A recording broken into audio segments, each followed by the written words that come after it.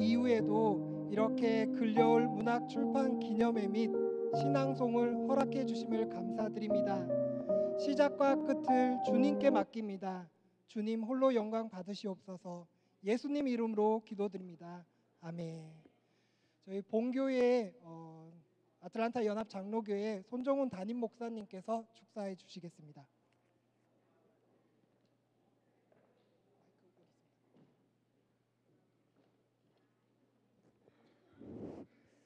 할렐루야, 반갑습니다. 오늘 두 번째 인사드리네요.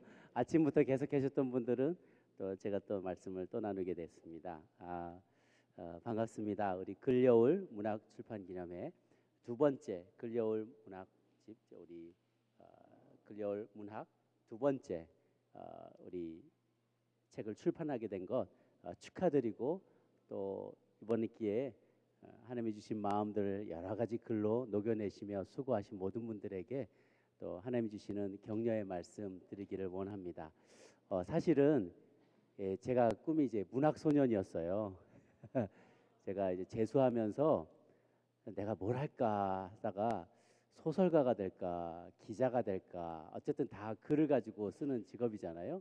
글 쓰는 걸 제가 좋아해서, 책 읽는 것도 좋아하고 글 쓰는 것도 좋아해서 제가 그 대학 때는 이제 소설도 제가 하나 쓰긴 했어요. 저기 학교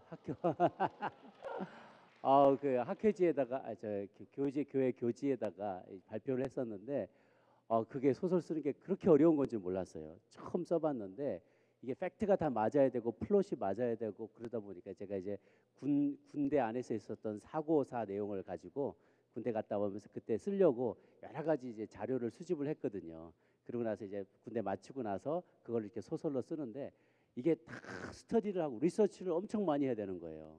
그러니까 뭐 탄피 사고가 난 어떤 병사가 뭐 이렇게 하다가 뭐 자살하게 되고 그거를 이제 그거를 그리스도의 사랑으로 이제 그것을 이렇게 품어 안게 되는 뭐 여러 가지 병사들 사이의 갈등을 풀어내는 그 과정을 이렇게 소설로 썼던 건데 정말 많은 작업이 필요하더라고요.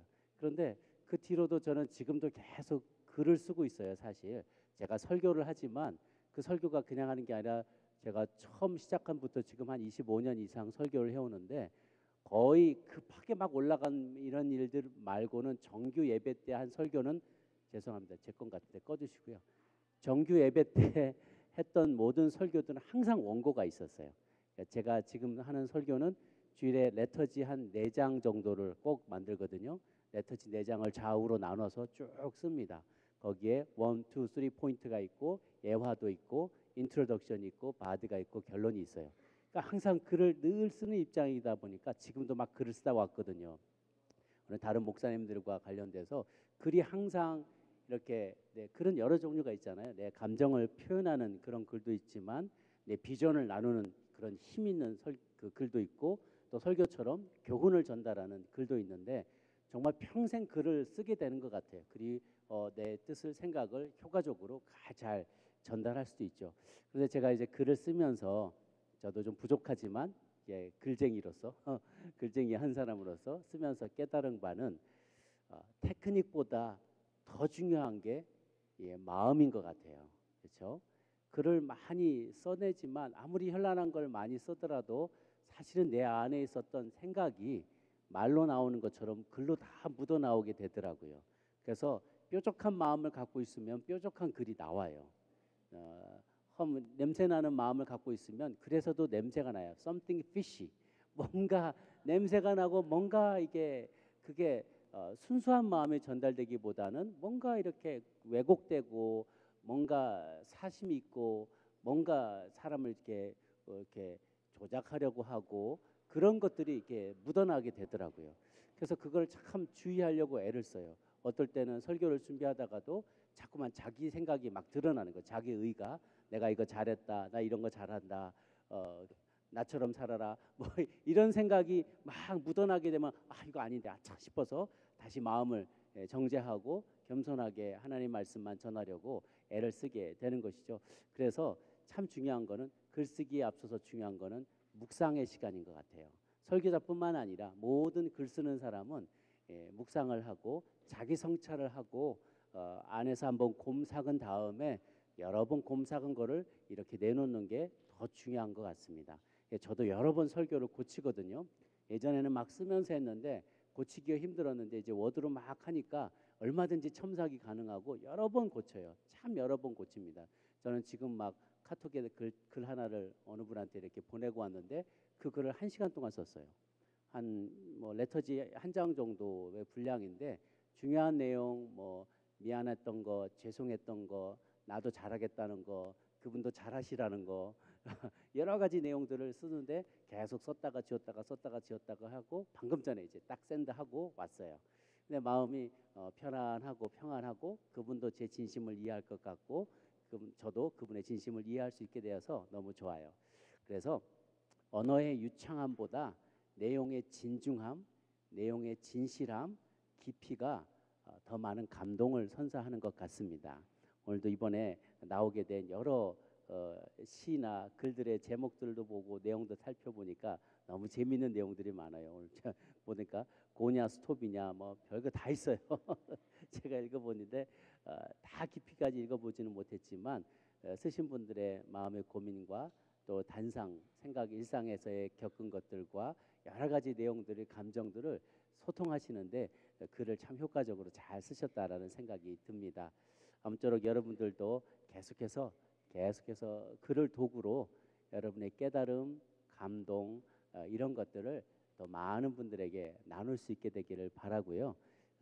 그냥 그때 듣고 관찰한 무슨 시사적인 내용이나 이런 것들을 그냥 생각하는 대로만 생각하면은 꼭 그 방향의 글밖에 안 나오는 것 같아요. 그래서 몇 번을 뒤집으면 참 도움이 될 것 같습니다. 이런 것도 다른 입장에서 생각해보고 이쪽에서 생각해보고 저쪽에서 생각해보고 시간을 두고 계속 쓰다 보면 고쳐 쓰다 보면은 글이 더 깊어지고 생각도 깊어지고 좀 더 객관적이 되고 여러 사람들의 마음에 터치할 수 있고 감동을 줄 수 있는 그런 글이 될 수 있으리라고 생각을 합니다. 이번에도 수고하신 모든 분들, 특별히 우리 문예창작반에 그래올 강사로 섬겨주신 강화식 우리 선생님, 예, 감사드리고요. 여러분 너무 수고 많이 하셨는데요. 감사드리고 또 여러분들 수고하시는 많은 분들에게도 감사를 드리고 계속해서 keep up the good work, 좋은 일들, 여러분 지금까지 하셨던 그 선한 일들을 계속해서 글로 남기시고 많은 분들에게도 선한 영향력을 남길 수 있는 여러분 모두가 되시기를 주님의 이름으로 축복합니다. 감사합니다. 네, 다음은 본교회의 시니어 담당 목사님이신 정성기 목사님께서 축사해 주시겠습니다.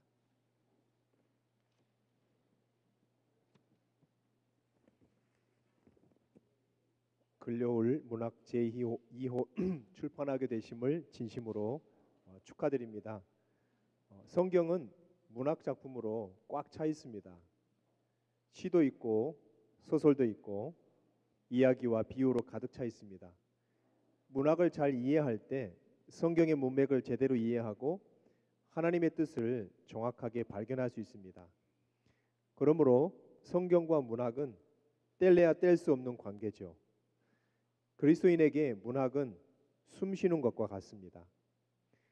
이 글려올 문학 제2회 출판 기념의 축사를 어떻게 해야 할까 제가 생각하면서 성경과 문학에 대해서 생각해 봤습니다.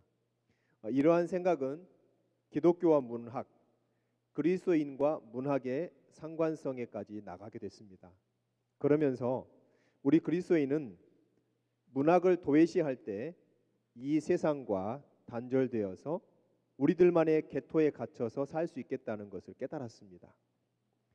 문학에 더 관심 가질 때 우리의 신앙이 더 깊어질 수 있고 그리스도 밖에 있는 분들이 읽는 문학을 우리도 부지런히 읽고 작품 활동을 통해서 그들과의 대화 채널을 찾을 수 있겠다는 생각을 했습니다.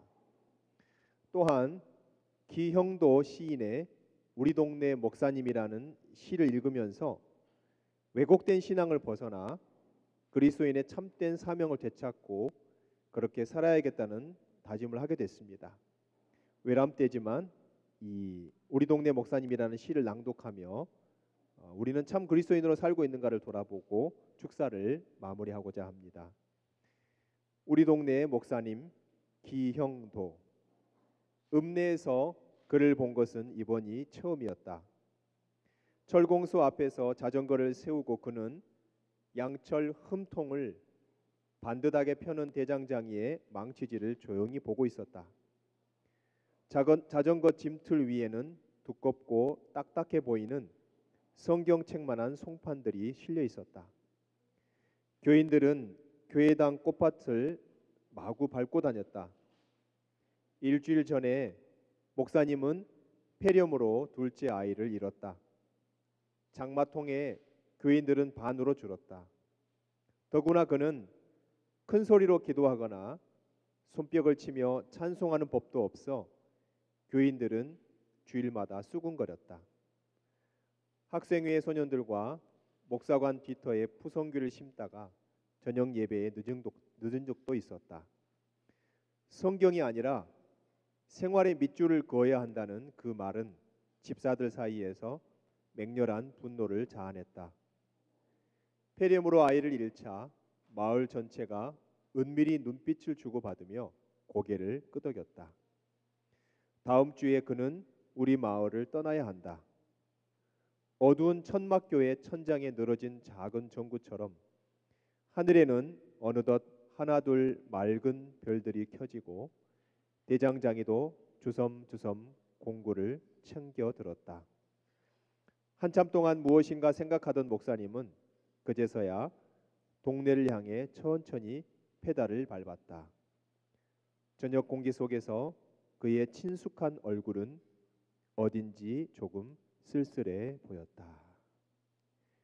다시 한번 근려울 문학 2호 출판을 진심으로 축하드립니다. 감사합니다. 네, 다음은 근려울 신인문학상 심사위원장이신 김동식 선생님께서 축사해 주시겠습니다.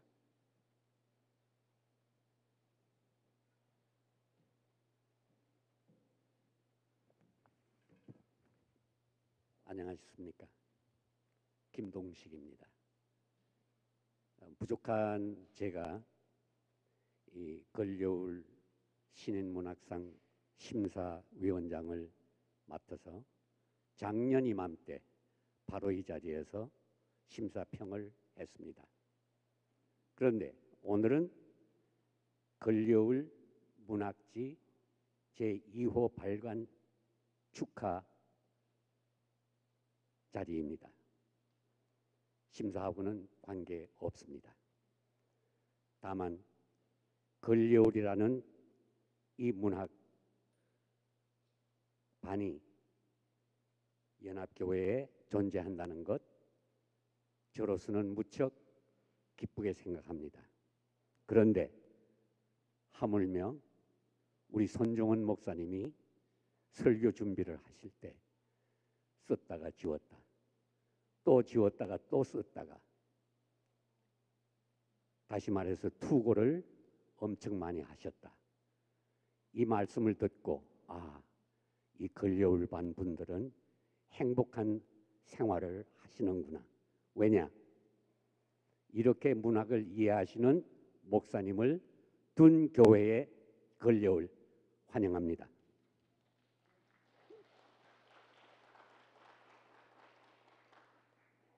제가 오늘 나와서 말씀드릴 거는 다 알고 계시지만 리마인드 해드리는 의미에서 말씀드리고 싶습니다. 먼저 여러분들에게 부탁드리고 싶은 것은 다독 많이 읽으셔야 합니다. 전기든 문학 전집이든 시든 수필이든 혹은 간정문이든 혹은 전기이든 혹은 세계문학이든 어떤 것이든지 손에 잡히는 대로 읽으세요. 읽으셔야만이 그것이 나중에 자산이 됩니다. 그렇게 읽다가 보면 이거는 한 페이지를 읽는데 3시간 아니 하루가 걸려서 읽어도 이해가 안 돼. 그런 것도 있고요. 읽자마자 나를 몰입시키는 것도 있습니다. 그럴 때에 그 책을 나의 교본으로 삼으시라는 이야기입니다. 다시 말씀드려서 필사까지 하시라는 이야기입니다. 한 번 해서 안 되면 2번, 3번 여러분들 해보셨을 겁니다. 성경 통독하시다가 필사해 보셨죠? 마찬가지입니다. 필사를 하고 나면은 그것에 대한 것과 내가 지금까지 읽었던 것이 융합하여 그야말로 멜팅 팟이 내 마음속에서 일어나서 내 것이 탄생합니다. 반드시 명심하시길 바랍니다. 그 다음에 여러분들이 꼭 하실 일이 있습니다. 뭐냐 하면은 우리가 평소 살면서 생각할 때 이거 참 좋은데 요거 내가 한번 써봐야지 그렇게 생각했다가 얼마 후에 그때 내가 그게 뭐였지? 생각이 안 나요. 날아간 겁니다. 휘발유처럼 날아가 버리고 없어요. 그래서 이런 말이 있습니다. 생각은 향기와 같아서 순간 붙잡아 두지 않으면 날아가 버린다. 요 날아가 버리는 것을 날아 버리지 마시고 잡으시라는 이야기입니다. 그러면 뭘 해야 되느냐? 메모를 해야 됩니다. 그런데 언제 연필, 볼펜, 종이 가집니까? 여러분 다 갖고 계십니다. 스마트폰. 그 스마트폰을 활용하시면 됩니다. 어떻게 활용하느냐? 거기에 글 쓰는 부분도 있지만 녹음 장치가 있습니다. 거기에 딱 한마디만 말해서 녹음을 하세요. 지금 제가 여기서 이야기하는 것 이것도 여러분들이 그 녹음을 해 두셔도 좋습니다만 오늘은 그렇게까지는 안 하셔도 되고요. 길을 가다가 운전 중에 생각이 떠올랐을 때 그거를 놓치시지 마시는 방법은 스마트폰으로 녹음을 하라는 이야기입니다. 제가 어디를 가다가 무슨 라디오를 듣는데 연리지 어쩌고 저쩌고 그래요. 연리지가 뭐지? 저는 몰랐어요. 한 30년 전의 이야기입니다. 그래서 기억을 했다가 찾아보니까 나무가 자라면서 두 가지가 함께 붙었어요. 붙어서 서로 떨어지지 않는 상황. 이게 연리지더라. 그런 기억이 있습니다. 만약에 그때 내게 스마트폰이 있었더라면 나는 분명히 그것을 녹음해서 다시 추적했을 겁니다. 따라서 여러분들에게 오늘 숙제를 드리고 제 말을 마칠까 합니다. 숙제가 다른 게 아니고요. 오늘 지금 걸려올 제2회 출판 기념회입니다. 이 출판 기념회에 여러분들이 오셔서 참석하면서 듣고 본 것 그대로 객관적으로 서술을 하십시오. 아마 A4 용지 폰트 12 정도로 2장이나 3장으로 만들 수 있을 겁니다. 그 다음에 그것을 가지고 내 생각을 거기에 주입을 하세요. 첫 번째 하신 것은 내 생각이 없는 객관적인 것만 쓰셨다가 그러니까 신문사 기자처럼 썼다가 거기에 내 생각을 주입합니다. 그 다음에 쭉 순서 중에 작품을 읽는 시간이 있습니다. 그럼 그 작품 중에 몇 개를 골라서 야 이거 정말 멋있구나. 야 나도 이렇게 한번 해봤으면 이런 마음이 드는 것 있으면 2-3 작품 딱 잡아가지고 그거에 대한 느낌과 소감과 평을 쓰세요. 그러면은 2글이 됩니다. 2글. 그 다음에 그 2글을 가지고 마지막 한 페이지로 아니면 반 페이지로 줄여보세요. 줄이다 보면은 그건 무엇하고 관련이 되느냐? 시와 관련이 됩니다. 이렇게 해서 자신을 단련하는 것을 당부드리며 오늘 이 즐거운 시간 축하의 말씀을 대신하겠습니다. 감사합니다.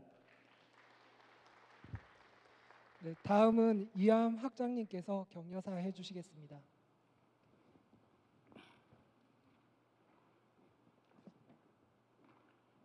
네, 안녕하세요. 제가 행복대학 학장으로 섬기다 보니까 서지 아니할 자리가 가끔 이렇게 옵니다. 특히 이 근려울에 관한 거는 문학에 관한 것인데 저는 사실 이과생이거든요. 그래서 평생에 시 한 번 안 써보고 수필은 학교 숙제 때문에 할 수 없이 몇 번 낸 기억은 나요. 그래서 이과생이 뭔 격려사를 할 수 있겠나. 저는 그 테크니컬 리포트는 그래도 제법 잘 씁니다.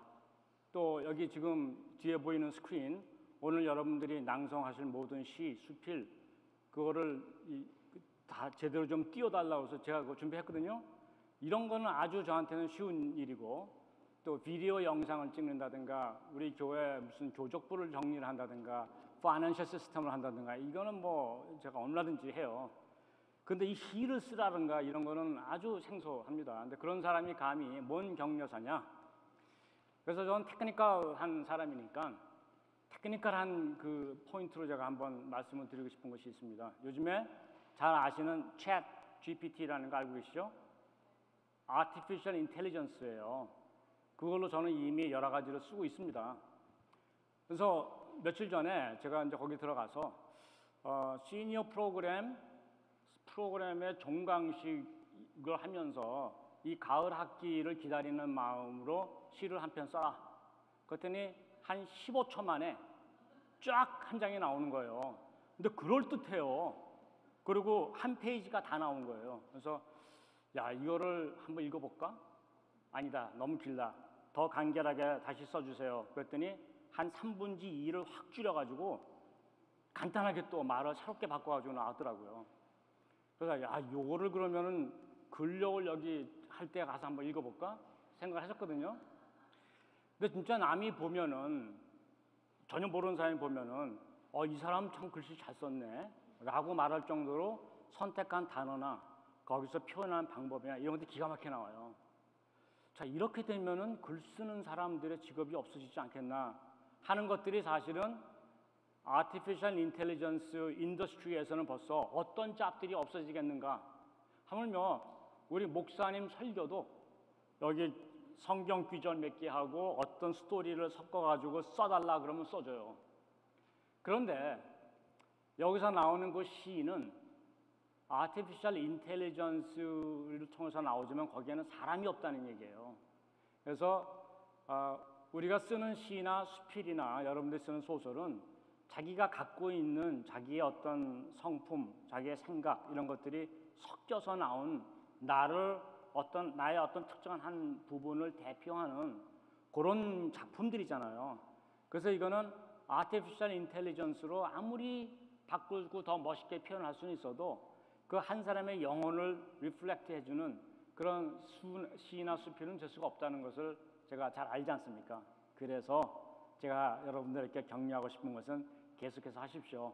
여러분들은 제가 갖지 않고 있는 것들을 갖고 계신 분들이 여기 문학을 좋아하시는 분들이 모여 있었거든요.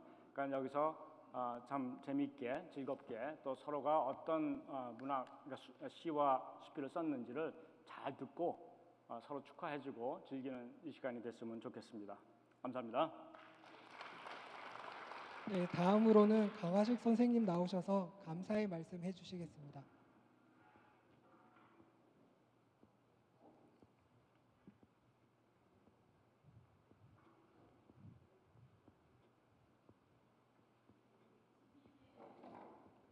GPT에 대해서 학장님이 얘기를 해주셨는데 걱정 안 하셔도 될 거예요. 예, 논문 쓰시는 분들이 GPT로 써오면 그거는 다 취소가 되고요. 네이버나 네이처나 퓰리처 같은 데서는 GPT로 하는 걸 걸러내는 그런 걸 또 하기 때문에 여러분들은 창작을 계속 하시면 좋겠습니다. 우선 근려울 출판 기념식을 하게 해주시고 이곳에 설 수 있게 해주신 하나님께 감사드립니다. 여기 참석해 주신 모든 분께도 감사드립니다. 글은 마음의 창이요 과거를 돌아볼 수 있는 기록이 되어 나의 작은 역사로 남습니다. 인생은 100세이지만 글은 1000년 이상을 가기 때문에 기록은 유통기한이 길다고 하죠. 문학을 좋아해서 꿈꿨던 시간이 젊은 시절에 누구에게나 한 번쯤 있었을 것입니다. 하지만 물리적 환경과 심리적 환경 속에서 선택하지 못했습니다. 그저 아쉬움을 뒤로 한 채 잊고 지내셨던 분들이 찾아온 공간이 글려울이라고 생각합니다. 해외에서 한국어로 문학을 하는 저희들이야말로 디아스포라 문학을 이어가는 애국자라고 생각합니다. 파친고의 이민진 작가도 나왔고 더불어 K문학의 위상도 높아졌습니다. 제가 글려울에서 강의를 한 지 5년이 지났습니다. 그동안 저희 글려울에서 등단을 한 사람이 5명이나 되고 오래전 한국의 유명한 곳에서 당선한 분도 계속 공부를 하고 있습니다. 저희는 문학 동호회가 아닌 명실공히 시니어 대학 문예 창작 글려울반입니다. 2023년부터는 모든 분들이 프린트에 의존하지 않고 각자의 컴퓨터를 갖고 진화된 모습으로 공부를 합니다. 처음엔 아무것도 모른다고 하고 부끄럽다고 하면서 들어오신 분들이 많았습니다. 그러나 그 고비를 참고 넘기며 시적 자아를 찾아 시를 쓰고 있습니다. 한 걸음 더 나아가 이제는 서정성의 관습에서 벗어나기 시작했습니다. 그러면서 철학적 인식의 변화까지 온 분들의 글을 보며 울컥할 때도 있습니다. 또 때로는 강하게 작품평을 해서 잠시 시험에 들기도 하지만 곧 깨달음을 알고 더 해달라는 사람들이 많아졌습니다. 그래서 류마티스로 고통받고 있는 저에게 희열과 엔돌핀을 주는 사람들이 늘어가고 있어 보람을 느낍니다. 정성 들여 쓴 글들을 활자로 엮은 책을 보면서 저는 오히려 글려울 여러분들에게 감사를 드립니다. 글려울 창간호 때부터 국회 도서관은 물론 국립도서관과 각 대학에도 들어갔습니다. 그래서 서울대학교 도서관에 들어간 글려울 문학 책을 보고 애틀랜타에 있는 동창한테 연락이 온 기쁜 소식도 있었습니다. 이번 2호도 한국의 나태주, 유성호, 윤보영 시인은 물론 각 대학 국어국문학과 교수님과 시인, 평론가 20여 명이 글려울 문학책을 보고 축하 메시지를 보내왔습니다. 많은 메시지 중에서 국민 시인 나태주 시인의 글려울을 보내온 글 하나만 소개하겠습니다. 글려울 문학 2호 출판을 축하합니다. 낯선 고장에 이르러 거친 글밭을 일구어 기름진 글밭을 바꾸신 강 시인님이 정말로 시인이고 개척자이고 한글 사랑자이고 애국자입니다. 당신의 용기와 정진 그리고 노고의 경의를 표합니다. 당신과 함께 글밭을 일구신 한 분 한 분 동행자 글려울 글벗들에게도 축하와 감사와 위로를 드립니다. 앞으로 분명 좋은 결과가 있을 것으로 믿습니다. 멀리 한국에서 나태주 드림. 이렇게 애틀랜타 연합장로교회 부설 행복대학 글려울반이 이제 SNS를 통해 글로벌 시대에 들어가게 되었습니다. 앞으로도 많은 분들이 용기를 내서 창작의 문 안으로 들어와 작가가 되는 그날까지 함께 하겠습니다. 오늘 이 공간을 만들어주신 행복대학 총장 손정훈 담임 목사님, 정성기 목사님, 금경호 목사님, 이화암 학장님, 민경희 장로님과 김철호 장로님께 감사를 드립니다. 이 자리를 빛내주신 여러분들도 고맙습니다. 올해도 후원을 아끼시지 않은 강창석 내과의 강창석 이사장님께도 감사를 전합니다. 행복대학 글려울 화이팅. 감사합니다. 네, 다음은 정성기 목사님께서 마무리 기도와 축도해 주시겠습니다.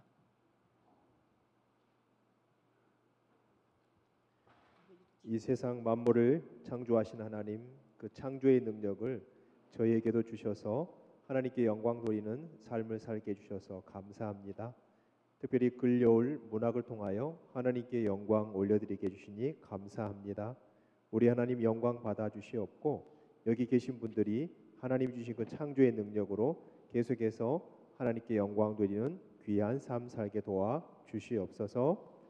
이제는 우리 구주 예수 그리스도의 은혜와 하나님의 놀라우신 사랑과 성령님의 임재와 교통의 역사가 하나님이 주신 그 창조의 능력으로 하나님께 영광 올려드리기를 소원하는, 또 문학을 통하여 하나님을 사랑하기를 소원하는 여기 계신 모든 분들 위해 지금부터 영원토록 함께 하시기를 간절히 축원하옵나이다.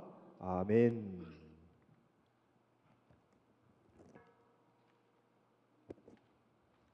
감사합니다, 목사님. 2023년 글려울문학 제2호 신앙송 시간을 갖겠습니다. 첫 번째 찬조 출연 크로마 하프 연주가 시작되겠습니다. 독일, 오스트리아, 스위스의 민속 악기로 현악기이며 오토하프라고 부르기도 합니다. 한자로는 수금이라고도 부르죠. 차분하면서도 매력적으로 스며드는 소리를 감상해 보겠습니다.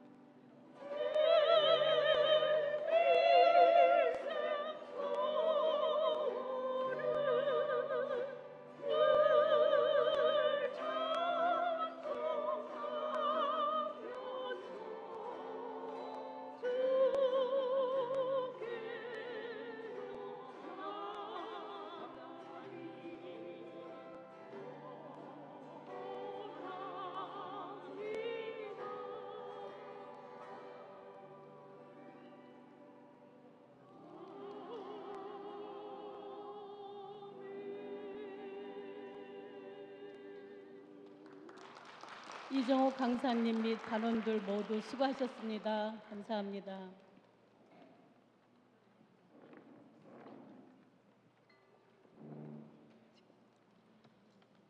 저희 근려울반 신앙송을 하겠습니다. 이게 안 나오네.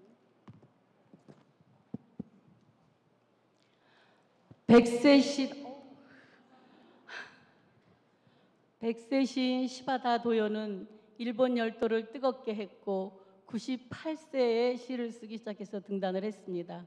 학교는 전혀 다니지 않았지만 멋쟁이 시인이었습니다. 그분의 시 한 편으로 문을 열겠습니다. 약해지지 마. 시바타 도요. 있잖아, 불쌍하다고 한숨 짓지 마. 햇살과 산들바람은 한쪽 편만 들지 않아. 꿈은 평등하게 꿀 수 있는 거야. 나도 괴로운 일 많았지만 살아있어서 좋았어. 너도 약해지지 마. 참 짧지만 울림이 있는 시 좋죠. 자, 김영 선생님의 낙엽의 향기를 낭송하겠습니다.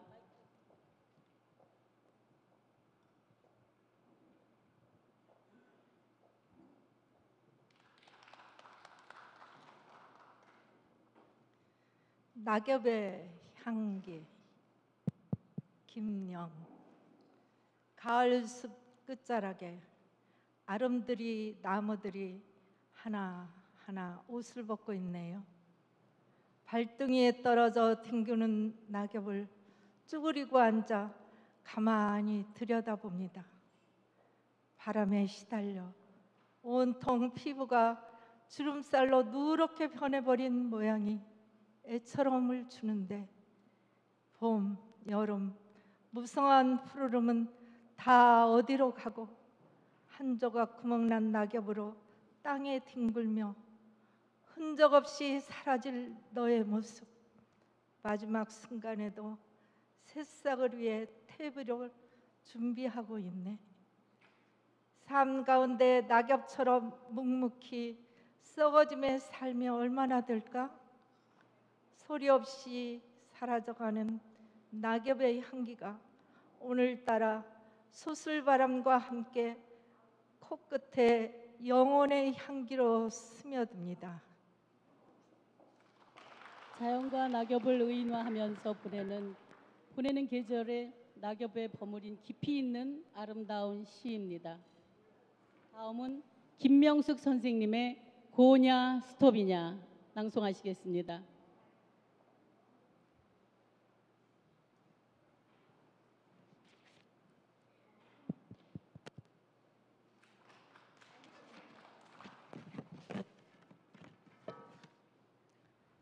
고냐 스탑이냐. 김명숙. 세 사람이 네 사람보다 좋다. 한 사람이 죽을 수도 있고 마지막 사람이 광을 팔 수도 있다. 시작할 땐 웃고 농담도 하고 화기애애하다가 뭔가 잘못되면 언성이 높아진다. 쯤에 오전짜리 마지막 끝발이 없는 날엔 10여 불도 나간다. 여기서 인성이 보인다.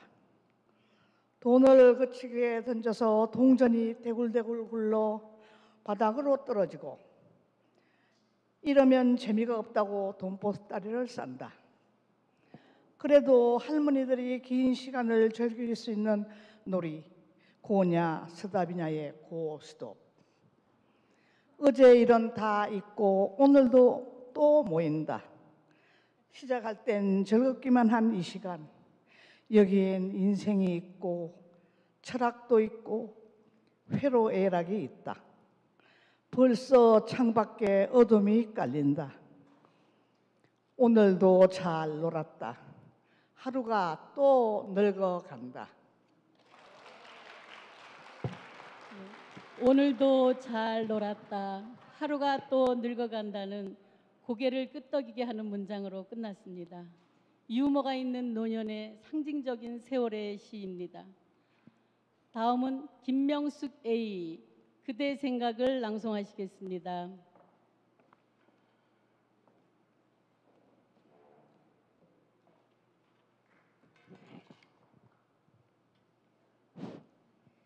그대 생각. 유산 김명숙. 살며시 다가오는 5월. 우거진 녹음에 흰 구름은 손을 놓고 눈을 감는다. 귀를 맑게 해주는 새들의 노래에 잠시 상쾌해지며 봄바람에 마음이 흔들리는데 쉼이 있는 오늘 불현듯 떠오르는 그대의 생각.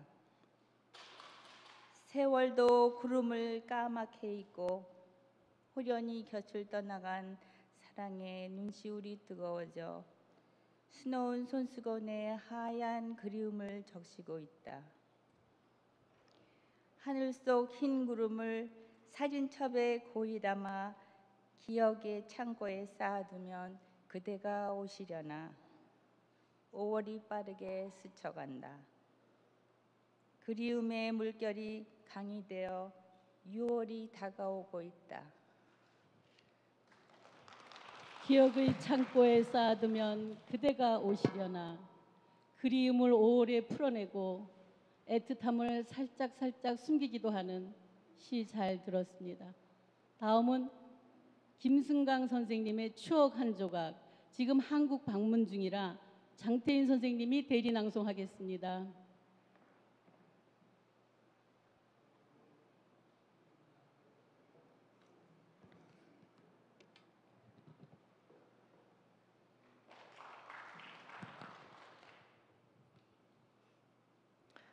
추억 한 조각. 김승광. 눈이 부시게 어우러진 오색 나뭇잎들이 바람에 반짝이며 노래한다. 먼저 간 그이가 플룻 불던 벤치에 가만히 앉아 보았다. 따뜻한 온기가 남아 고운 소리와 함께 들려올까. 더듬고 귀 열어본다. 고염나무가 보인다. 호수가 산책길을 같이 걸을 땐 왜 안 보였을까? 숲을 쓰는 친구와 함께 걸으며 고운 단풍 곁에서 새로 젊음을 사진에 담아본다.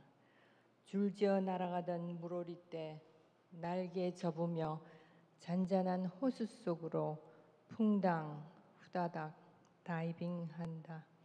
물장구 치며 물놀이 시작하는데 또 한 무리가 푸 퐁당. 물오리는 소풍날인가 보다. 그땐 작은 오리 새끼들이 물에서 올라와 산책길을 건너가는 엄마 따라 줄지어 갔었는데 10월이 곱게 물든 가을 속 호수를 뒤로하고 물오리 떼는 하늘로 줄지어 날아간다. 하늘나라에 먼저 가신 남편을 그리는 마음을 직설적으로 쓰지 않고 오리에다 비유한 무게를 둔 시죠. 네, 다음은 찬조 출연해 주시는 우리 최병주 선생님의 하모니카 독주를 듣겠습니다. 걸려올 출판 기념회에 들려드릴 노래는 아목동화 오데니보이 들려드리겠습니다.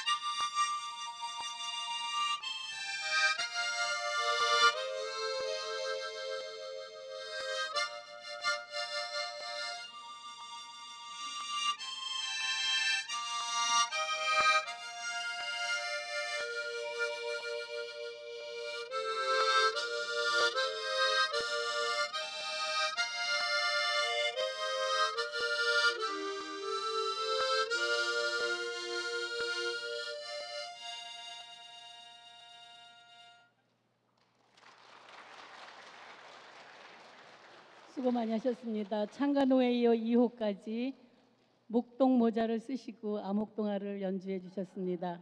감사합니다. 다음은 김영옥 선생님의 고향을 찾아서를 낭송하시겠습니다. 고향을 찾아서 김영옥.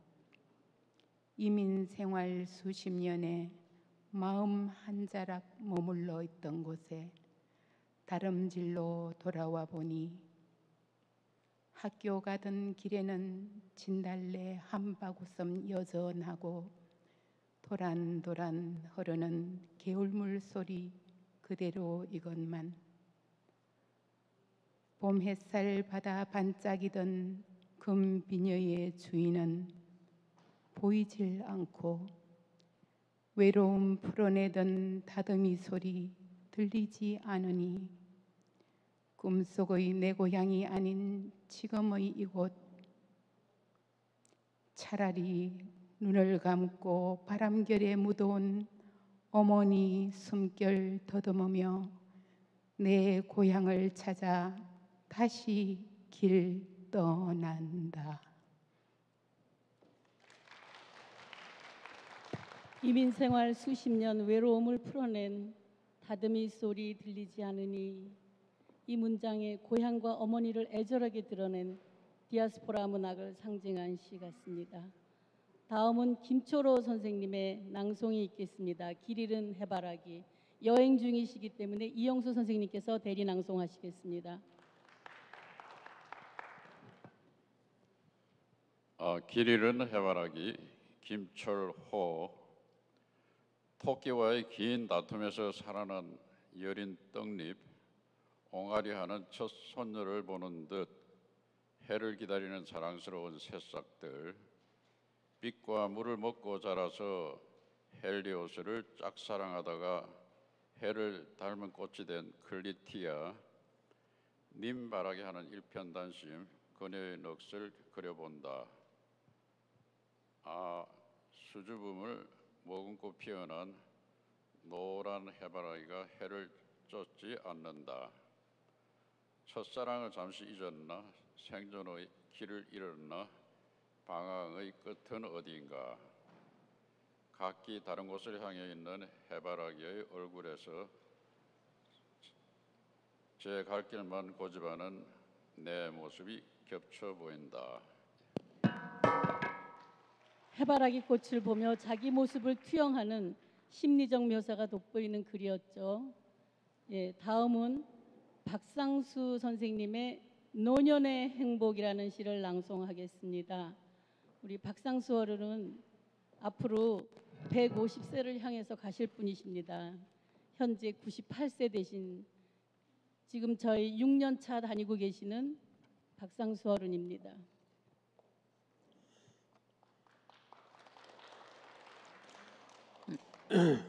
노년의 행복.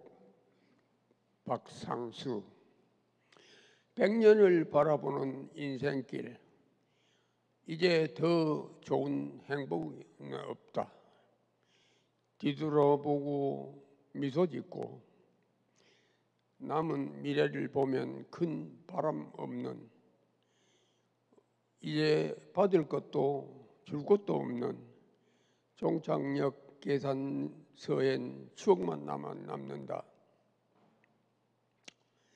눈으로 보고 귀로 듣고 내 두 발로 걸어가고 픈 곳 갈 수 없는 지금, 노년의 진실된 행복이다.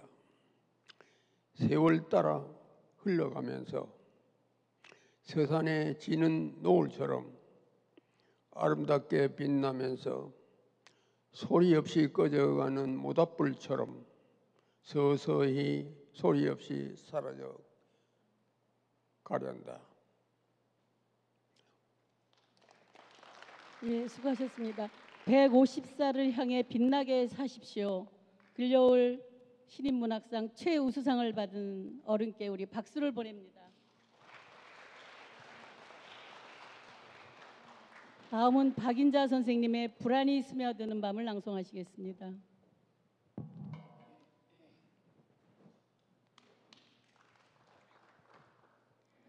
불안이 스며드는 밤, 박인자. 어둠 속에서 까치발대고 너를 찾는다. 며칠째인가 은밀한 만남이 새벽별처럼 요염하고 하얀 입속으로 젓갈색 액체 흐르고 유혹의 향기 스멀스멀 기어나온다. 무뎌진 혀끝이 달게 말리면 촛농처럼 녹아내리는 그대로 까슬까슬한 속눈썹 덮으려는데 맑고 또렷한 실루엣 어둠을 헤치며 너울너울 풀어진 동공 속으로 짠 바람이 밀려오네. 더 이상 평이 필요하지 않는 독자로 하여금 여러 가지 생각을 풀어내게 하는 수준 높은 시입니다. 자, 지금부터 또 찬조 출연이 있겠습니다. 색스폰 합주가 있겠습니다. 그 음악을 듣고 이어나가겠습니다. 금관 악기의 좋은 점을 결합하여 만든 악기라고 합니다. 그러니까 색스폰은 관악기와 금관 악기의 좋은 점을 결합하여 만든 악기라고 합니다. 벨기에리 아돌프 섹스가 만들어 프랑스에서 특허를 받고 1884년에 아돌프 삭스가 처음 무대에서 불렀습니다. 그리고 클래식에만 옛날에는 불다가 지금은 모든 장르에서 아우르는 악기라고 합니다.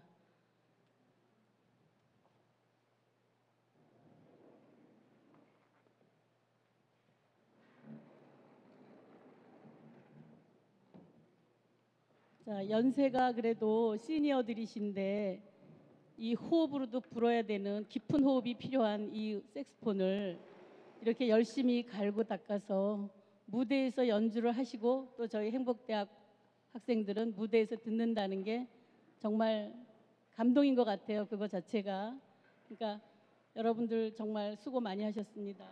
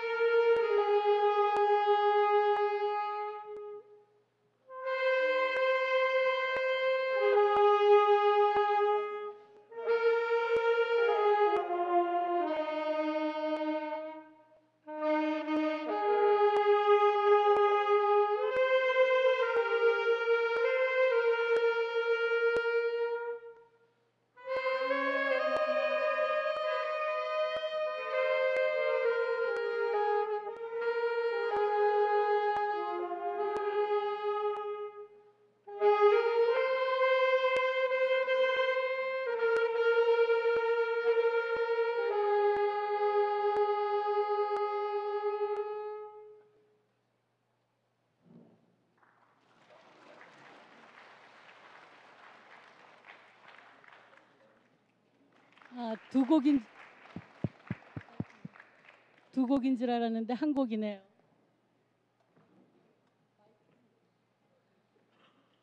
다음은 신혜균 선생님의 죽쓰는 남자 수필 한 편입니다. 지금 시만 하다가 마이크 좀 켜주세요.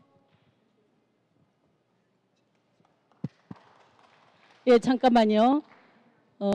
수필은 좀 길지만 여러분들이 조용히 눈을 감고 들으면 연극 한 편을 보고 난 기분이 들면서 자기 삶을 투영해보는 시간을 갖게 될 것입니다.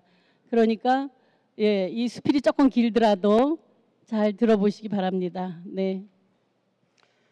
죽쓰는 남자 신혜균. 아내가 어저께 치과에 가서 거의 1시간 반 넘게 치료를 받았다. 10여 년 전에 만들었던 임플란트가 탈이 나서 크라운을 자르고 그 위에 부분 틀니를 하게 되었다. 실은 1년 전부터 치아가 고장나서 윗니를 새로 했는데 비용만 많이 들고 쓸모가 없게 되어 두어 달 전부터 다시 하기 시작했다. 치아를 뽑고 보니 그 모습이 영락없는 합주기 할머니가 되어버렸다. 아마 사진을 찍어 올리면 누구인지 알아볼 수 없을 만큼 변했다. 몇 달 동안 음식을 먹지 못하고 하루 3끼죽만 먹으니 그동안 체중도 많이 빠졌다. 가까운 친구나 동생이 죽을 만들어 주거나 시장에서 사온 것을 먹었는데 더 이상 폐를 끼치는 것이 미안해서 지금은 내가 직접 끓여서 먹인다. 요즘은 유튜브에 나오는 동영상을 보면 나 같은 초심자라도 원하는 음식을 만드는 것이 그렇게 어렵지 않다. 물론 여러 번 실패했지만 그동안의 비법으로 지금은 영상을 보지 않고도 원하는 것을 척척 만들 정도로 실력이 늘었다. 호박죽과 팥죽, 콩죽, 잣죽, 녹두죽, 채소죽 등등이다. 실증나지 않고 많이 먹게 하려고 정성이 들어간 것들이다. 지난 금요일 마켓에 갔더니 한국에서 공수해 왔다며 전복 2마리를 1마리 값만 받는다는 사인이 눈에 들어왔다. 떡 본 김에 제사 지낸다는 말이 생각나 망설임 없이 냉큼 챙겨 사왔다. 가져오긴 했지만 막상 죽을 끓이라 하니 차마 엄두가 나지 않는다. 하지만 합주기 할미가 맛있게 먹는 모습을 상상하면 포기할 수 없는 상황이다. 유튜브에서 끓이는 방법을 외우다시피 해서 오늘 나는 난생 처음으로 전복죽 끓이는 모험을 시도했다. 수세미로 발판 쪽을 깨끗이 씻고 숟가락으로 입 쪽부터 깊이 넣어 휘둘러서 껍데기를 분리한 후 내장과 모래주머니를 제거하고 이빨과 식도를 잘라낸 다음 잘게 썰고 다져서 복잡한 손질을 모두 끝냈다. 달군 냄비에 참기름 한 술 두른 후 불린 찹쌀 한 컵을 달달 볶는다. 이제 손질한 전복을 넣고 물을 부어 끓인다. 냉장고도 청소할 겸 있는 양파, 생벽 그리고 호박과 파를 송송 썰어 넣고 주걱으로 휘휘 저어가며 쌀이 퍼지고 걸쭉하게 될 때까지 끓이니 마침내 전복죽 완성이다. 끓인 죽에 소금으로 간을 했다. 그리고 국자로 떠서 그릇에 담아 깨소금을 솔솔 뿌린 후 소반에 받쳐들고 할매 앞에 대령하니 고맙고 미안한 표정으로 환하게 미소 지으며 나를 바라본다. 나 또한 죽 끓이는 수고도 금방 잊은 듯 맛있게 먹는 옆집이 앞에서 그 모습을 바라보며 흐뭇한 정을 느낀다. 어떤 이들은 남자가 쪼잔하게 마누라에게 죽까지 쏘어 먹이냐고 빈정거릴지 모르겠다.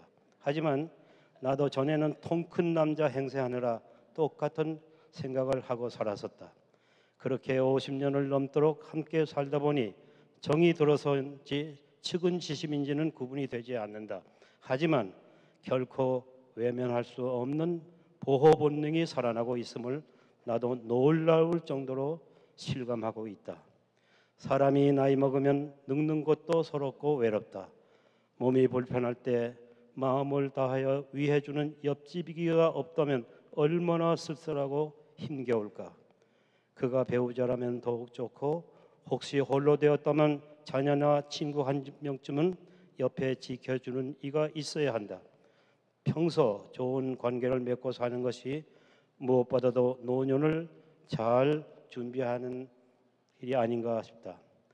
나는 일찍 잠이 깨는 편이라 아직 엎드려 자고 있는 합주기 아내의 등을 보니 괜스레 불쌍한 생각이 든다. 결코 불행한 친구는 아닌데도 말이다.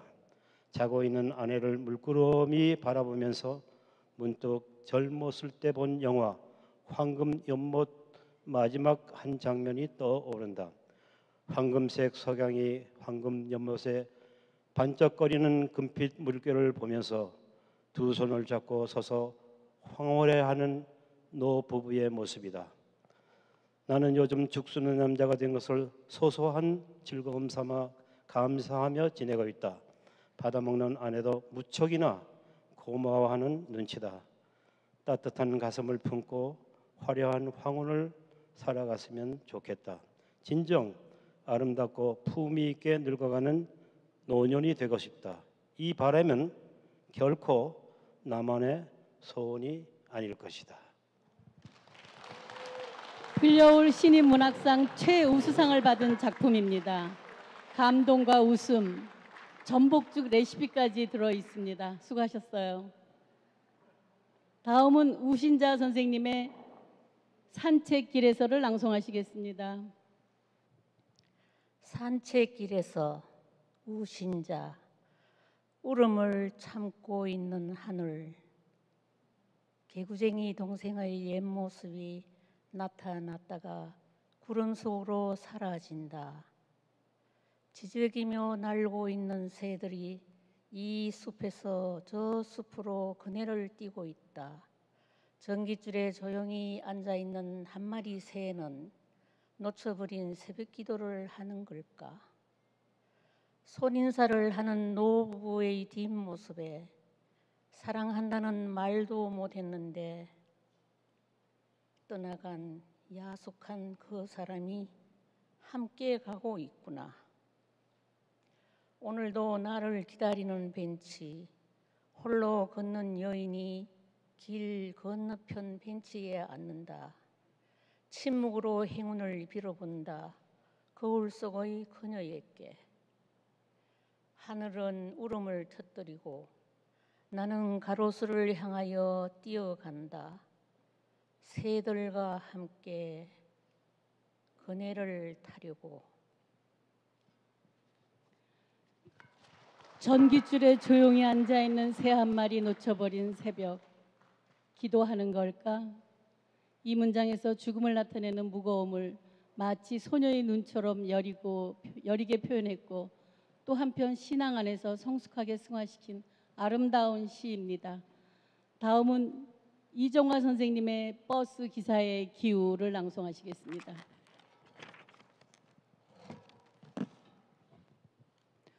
버스 기사의 기우, 이정화. 빛이 닿지 않는 어둡고 고요한 곳, 따뜻한 물들이 포근하게 감기는 작은 웅덩이는 나의 고향. 저항할 수 없는 소용돌이에 휩싸여 고향을 떠나 눈부신 빛의 세계로 나온 날 시작된 버스 운전.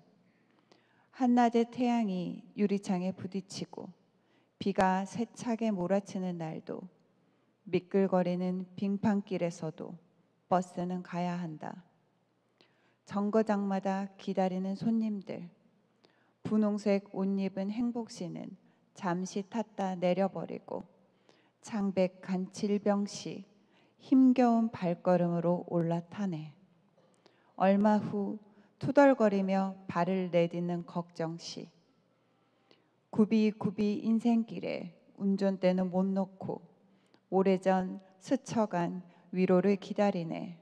다음 정거장에서는 만날 수 있을까? 제목이 참 좋은 시입니다. 본 문장에 분홍색 옷 입은 행복씨는 잠시 탔다 내려버리고 창백한 질병씨 힘겨운 발걸음으로 올라타는데 얼마 후 투덜거리며 발을 내딛는 걱정씨. 이렇게 재미있는 문장으로 연결해서 마음의 무거움을 털어내려는 산문시입니다. 다음은 주정숙 선생님의 엄마 생각을 낭송하시겠습니다.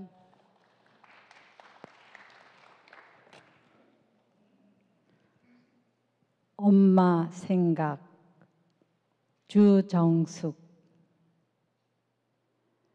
탁탁 소리내며 타오르는 장작불을 힘없이 뒤적이며 떨리던 자그마한 어깨, 손등을 타고 반짝이던 불빛 눈물은 50전에 몇 개 남은 일을 빼고 돌아온 아궁이 앞에 웅크린 엄마의 슬픔. 오늘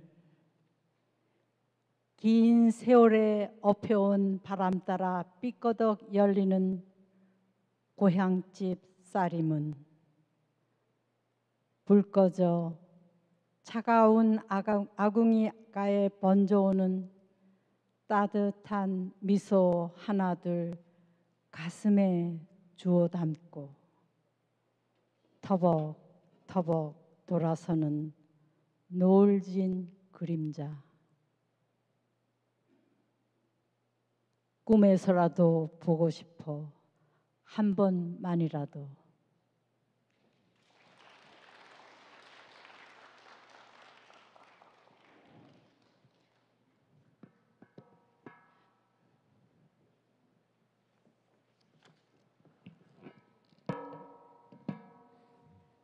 이 글이 한 편의 그림으로 그려지는 시죠.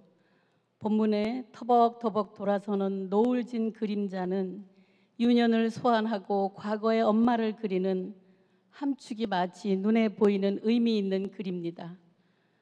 글려올 선생님들 수고 많았습니다. 그리고 지금까지 함께 해주신 여러분 감사합니다. 마지막으로 나태주 시인의 짧은 시 한 편으로 이 낭송을 마무리하겠습니다. 뒷모습, 나태주. 뒷모습이 어여쁜 사람이 참으로 아름다운 사람이다. 자기의 눈으로는 결코 확인이 되지 않는 뒷모습, 오로지 타인에게로만 열린 또 하나의 표중 뒷모습을 고칠 수 없다. 거짓말을 할 줄 모른다. 시가 짧고도 참 울림이 있어서 좋죠.